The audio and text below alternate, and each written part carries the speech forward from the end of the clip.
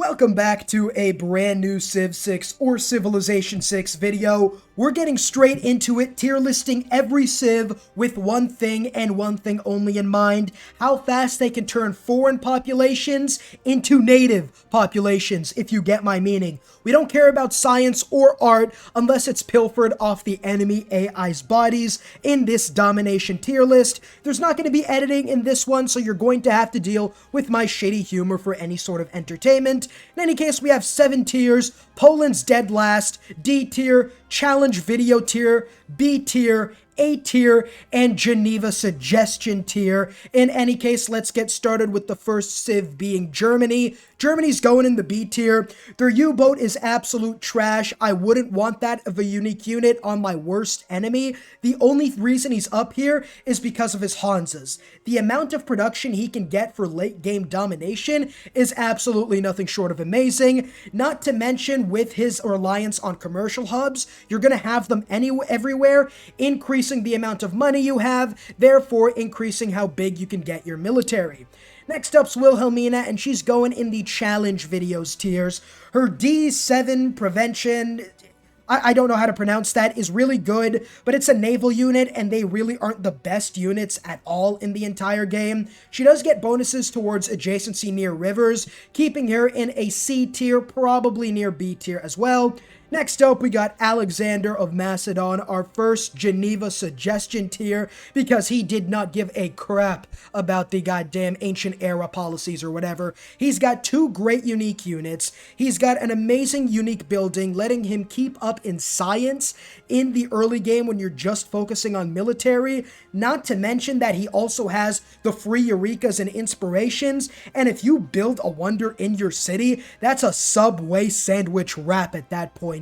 He takes that city, he heals everybody like the Dothraki from Game of Thrones after that one episode. Absolutely amazing. We got Chandragupta up next. He's going in the A tier. Varu are great at killing enemies. The one problem is, if the AI gets walls, you're going to need catapults, which really aren't the best, but his territorial expansion civic allows him to go to war, and go to war early and often, giving him combat strength and movement speed.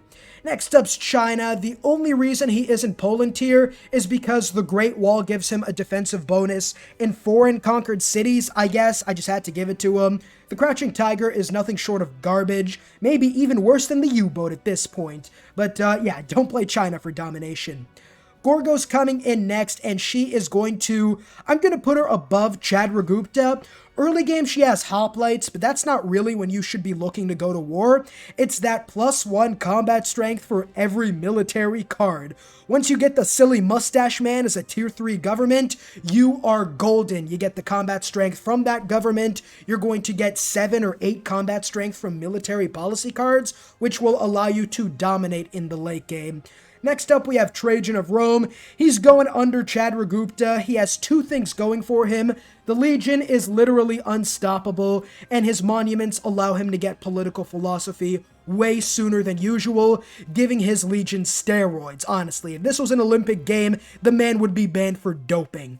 Next up, we got Montezuma. Gonna surprise some people with this one, but Montezuma is going to go in the low B tier. Now, this domination list, I guess, is comparative, probably, but this is really more of a higher difficulty versus lower difficulty thing. In the higher difficulty, AI is getting walls and swordsmen super fast, and you don't have any bonuses towards political philosophy or getting early unique units in the classical era.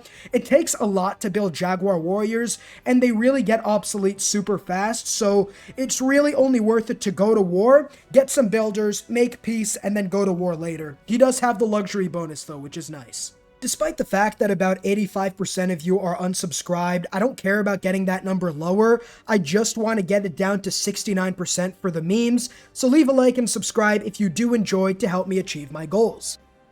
Jay of Armin's next. He's going in the low B tier. His unique trebuchet, the Domri, is super broken. You can move, it's just so strong. You move and attack, you get a couple knights there. I'm going to put him in the high C tier, actually, because that's really the only thing going for him, although you can go for a religion and get crusade as well, which is pretty helpful.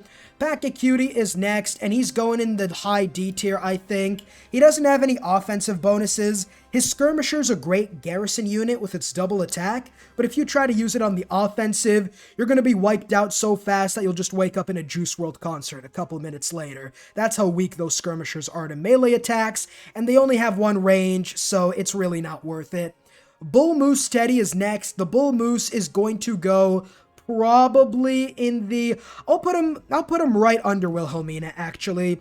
He doesn't have any bonuses. The P-51 Mustang is pretty garbage. There's no difference between that and a fighter that actually makes a difference. Not the best unit, not the best civ with any real strengths. Hungary's next, and it's going to be another Geneva suggestion tier. If you have Himiko, he's number 1 in maybe even the game, but the fact that you can levy units for more movement speed, cheaper upgrade costs, and more strength, synergizing extremely well with the Black Army, makes this dude a force to be reckoned with on any domination game. Next up, we got Nubia, another high A-tier pick. We'll put her above Gorgo because the Patati archers are... I'll put her under Gorgo, actually.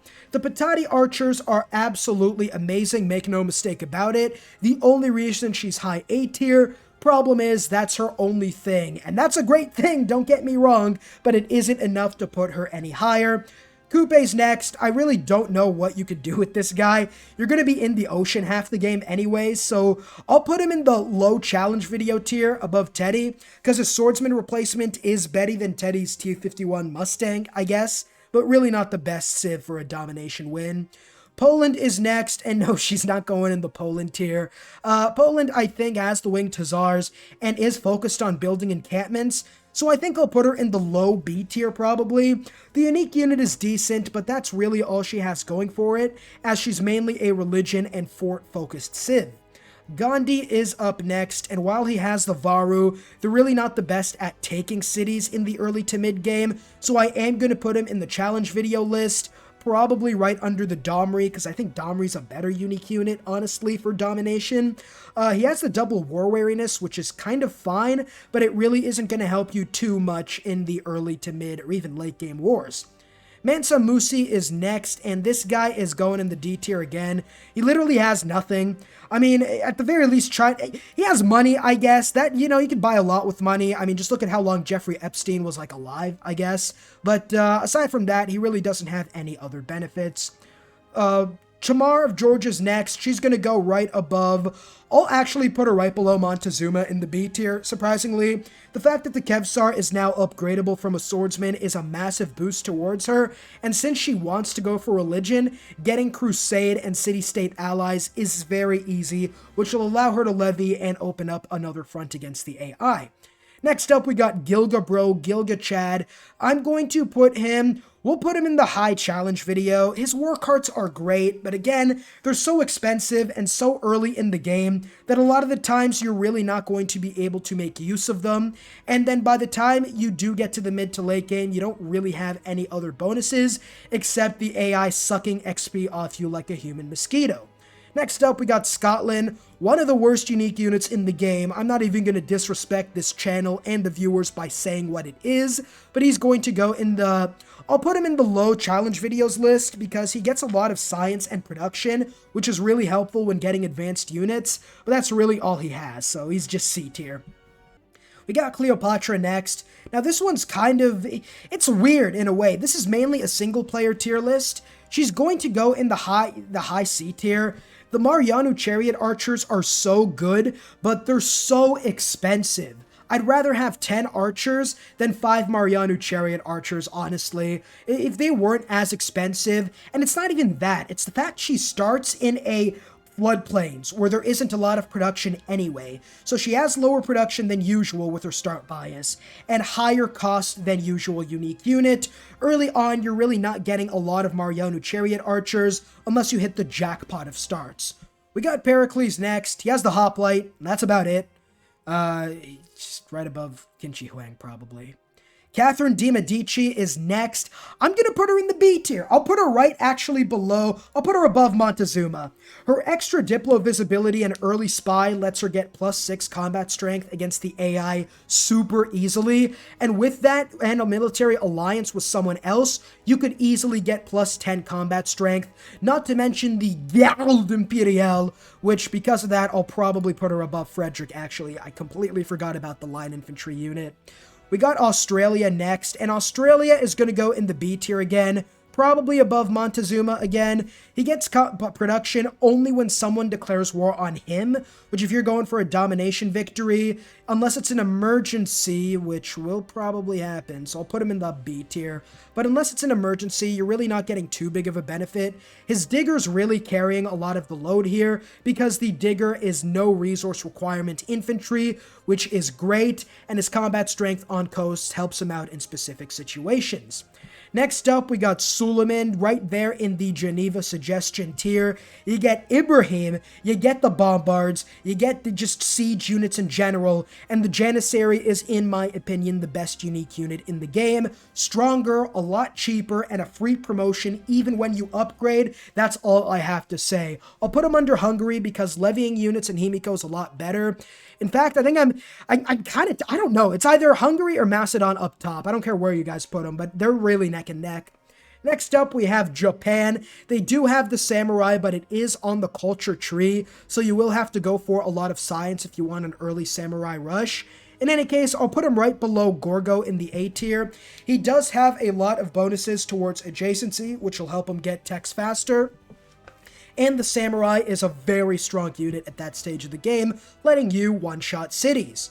Korea is next, and I'm kind of torn on this, because her Hwak is decent but not good against cities, and she gets a lot of science, which technically means she's good at domination, because if you have tanks and the enemy has spears, I mean, just look at what happened to the Zulu in our timeline. But in all honesty, I'll put her in the B tier because science is very important for a domination victory, not any higher because really she's all about that science anyways. Next up, we got Vemba and the Congo. We got the Congo. They have a good swordsman unit, but that's literally it. The swordsman unit is not, it's very good at absorbing city attacks. So I think with that, I'll put him probably right below Montezuma. B tier is really if you have one or two minor things going for you, which is kind of where the Congo really belong. Next up, we got Shaka with the Akanda and super early armies.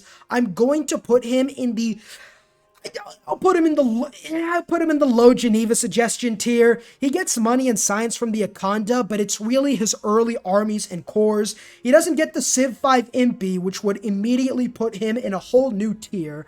But yeah, he's very strong. Not as strong as the top 3 Civs, but one of the best in the game. Peter's next. Peter's getting a challenge video list. Probably his Cossack sucks, man. Like, I'd rather delete the game than have to do a Cossack rush, honestly. It's very much not good. Movement speed doesn't really help you. Movement speed after attacking doesn't help you too much in this game. And cavalry are inferior to infantry, even at that stage of the game for the most part. And if you could go Crusade, I guess. But, like, why would you go through all that effort to get a subpar domination civ? Doesn't make too much sense. I'll put him above Wilhelmina. How about, I'll put him above Gandhi, actually. But that's it. Next up, we got Chinggis Khan or Genghis Khan. That guy is straight up violating modern rules and regulations. The man killed like half the planet or something, alright? His Keshigs are very fast crossbow units that, unlike the Mario chariot archers, actually are, not going to cost you an arm, a leg, and your firstborn child. Very strong civ. He has a unique pasture building as well, and the movement speed and great generals in the mid to late game, giving him the ability to move bombards and trebuchets around with his crossbows, absolutely make him unstoppable. Persia is next. Persia is going in the Geneva suggestion tier again, below the Zulu. The Immortals are so goddamn underrated. You get a ranged unit that can melee attack. With the April update where they changed like melee combat strength, they didn't change Cyrus at all, his Immortal's swordsman combat strength. So he got a buff. and the surprise war giving you all that movement speed, you can actually make use of catapults because you can move and attack in the same turn you declare war on without getting retaliated by the city. So he deserves to be up here, but not as strong as Zulu corps and armies early on. Canada's in the Poland tier. His Mountie is a meme domination unit. It's literally just a civilian unit with extra steps, and he can't declare war on anyone without a casus belli, which is going to kind of alert them to the fact that you are going to declare war if you do denounce them. So he's our first Poland tier civ. Next up, we get the Cree. The Cree is going to go... They don't really have any domination bonuses. I'll put him in the low B tier then. I'd rather have Patrick. He doesn't have any domination bonuses.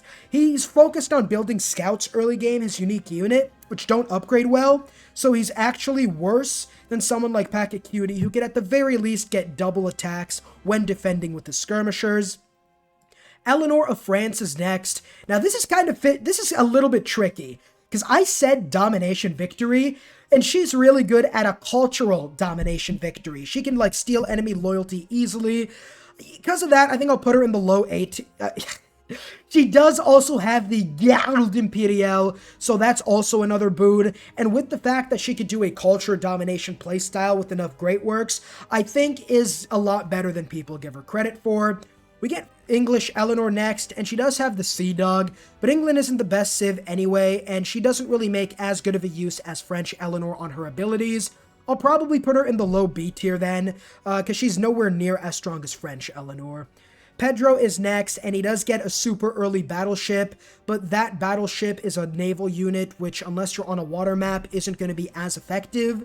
But he does also get bonuses towards science adjacency from rainforests, really anything from rainforests. So I think because of that, we'll put him in the mid-B tier, solely because of his amazing battleship, even though it really isn't. It's a naval unit, alright? It's not going to change your game. Guitarja's next. She's got the Jong, which honestly could be just confused for a big dong, because that's what she's given you on an archipelago map. But again, naval units really aren't the best, but she can faith buy them, though.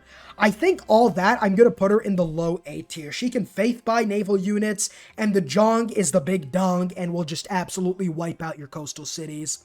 We got Latoro next. His Maput Malone Rider absolutely sucks. Literally would rather have Post Malone playing for me on the screen. But honestly, I think he'll go in the mid B tier solely because of his bonus. Actually, the bonus towards Golden Age is probably high B tier. But that's kind of RNG required, which might not happen every game.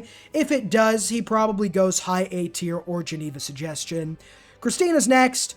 The Carolean is an absolute disgrace to unique units everywhere, honestly, but it does have some benefits, so I guess I'll put her right above the Cree, I guess, but she's really not a good domination civ. Dido's next. The Kothon's great. She's good at building settlers. Her naval unit's too early in the game to do anything. I guess that's going to be just another high D tier civ. I'll put her above... Nah, I won't. She's going to go low D tier. Scythia is next, undoubtedly a Geneva Suggestion tier, 2 for the price of 1, and healing when you kill enemies. She's going to go, I think, above Genghis Khan, because she gets started a lot earlier, and she can snowball a lot faster, and the light cavalry bonus production is super, super strong. Next up, we do have Philip of Spain. The Conquistador is kind of nice when you have a religious unit. I mean, Crusade's pretty good too. That kind of like stops you from converting enemy cities when taking them, so that's kind of a waste. I'll put him in the high B tier. I'll put him below Latoro. Decent, but he really isn't focused on domination as much. Harold Hardrada's next, and his longship is, it's not that good. He does pillage a lot of things, but that isn't exactly a domination playstyle per se. We're talking about domination victory. So again, I'll put him below Korea. Aside from his longship, which really isn't that good, he has the Berserkers, though, I just realized, so I think I'll put him above Latoro. I'll put him above Latoro because Berserkers are actually a pretty good unit. Next up, we got Saladin of Arabia. Now, he gets science, and he gets a subpar Mamluk unit. Again, another B tier. Probably right below Catherine, honestly. Oh, England is next. Victoria's going, I think, above her English counterpart. She has the Sea Dog, which is nice. And she has bonuses towards strategic resources. But aside from that, she really doesn't have any good bonuses for domination. The Mayans are next, and again, they have a good archer unit, but it's really mainly defensive. So aside from that, they really don't have anything towards domination. So I'll probably put her in the D tier, that's D tier. D tier right above probably Dido. Next up is Grand Columbia. You see the face he's making here? That's the face of someone who has killed multiple generations of families in his life. And for that, we're going to put him actually right above, we'll put him right above Suleiman. I mean, his Commandante generals and horse-style strategy so strong, and the extra movement speed. If they kept the pre-nerfed Grand Columbia, he'd be top of the pack. But they didn't, so he's just going to be in the high Geneva suggestion tier. We already did Eleanor of England. Stop popping up again. You're not going any higher. The Oromo Cavalry kind of sucks, and for Ethiopia, the Hill bonus isn't the best. So again, I think he's going to go above Cleopatra in the challenge videos tier. You know what? Mariano Charius Archers can actually be decent. I'll put her above him. We got this other Catherine, who is kind of like this Catherine with the Garde Imperiale, but she really doesn't have the Diplo visibility bonus either. So I'll put her right below English. I'll put her above English Eleanor, actually. The Garde Imperiale is a great unit. Rough Rider Teddy is next, and honestly, he has to have someone on his own continent to get any domination bonuses with his Rough Rider and his special ability. It's really more defensive and clearing barbs early on and maybe taking out one Civ nearby. Because of that, I'll put him in the B tier. I'll put him right above Philip in the B tier. Oh my goodness, Byzantium is next and number one, no question. There is no question. You could talk about any placement on this tier list and have an argument. You don't have an argument with Byzantium, all right? This guy's the Civ 6 Dilf for a reason. This man ignores your walls. Just walks through them like an absolute Giga Chad, honestly. He gets the bonuses, he gets free religion, which gives him crusade. He kills units to convert enemy cities to your religion, giving you crusade, and he just ignores walls completely. That guy is definitely Geneva suggestion tier, and his Tagma's one of the best unique units in the game. Next up's Ambiorix. He's going in the low A tier, I think right above, I'll put him right above Eleanor, because he has a strategy where if you do get ironworking, and you do build your Oppidum, you get man-at-arms super early on for free, meaning if you have enough iron and you upgrade some of your units to a man-at-arms, you'll easily be able to wipe out the 2 or 3 nearest civs to you, depending on how far away they are, because you pretty much get man-at-arms like 60 turns earlier than usual. Hammurabi's next, and he is going in a new tier at above, and it's literally just called, we're just going to call him the Hammurabi tier. Not even joking, this guy gets planes by turn 100. The day you find me a counter for planes at turn 100, which is in one of my videos if you want to check that out, by the way, then I'll be open to discussion about Hammurabi. Aside from that, he is the best domination civ in the entire game. Vietnam is next, and it really does depend. If she's up against China, France, or India, she's probably in the Geneva suggestion tier. But her Voitians, all in all, are good units. Her encampment really isn't the best, but her bonus towards rough terrain is a lot more helpful than you would think. I'll put her right above Eleanor. She is definitely a very strong domination civ.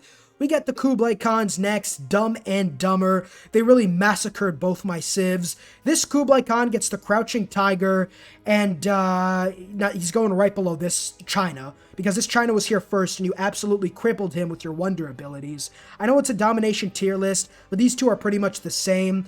Mongolia Kublai Khan is literally just Genghis Khan, but like younger and pre-developed, I get. He's a weaker Genghis Khan, alright? He's going in the B tier. He gets still the Keshig, which is nice, and his free trade routes lets Mongolia make use of their unique ability a lot easier, but I'll put him right above Rough Rider Teddy.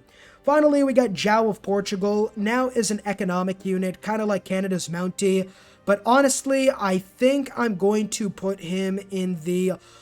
He's not the best domination civ, let's be completely honest. He wants to trade everywhere, and because of that, I think I'll put him in the high D tier. He could buy units, but I mean, his nows really aren't the best caravels. They get a free promotion, but you really want to walk around getting trading outposts everywhere instead of conquering enemy civs. That's going to be it. If you do enjoy, leave a like and subscribe to not miss out on future content. Let me know what tier list you want to see next, and I will see you all in the next video. Peace.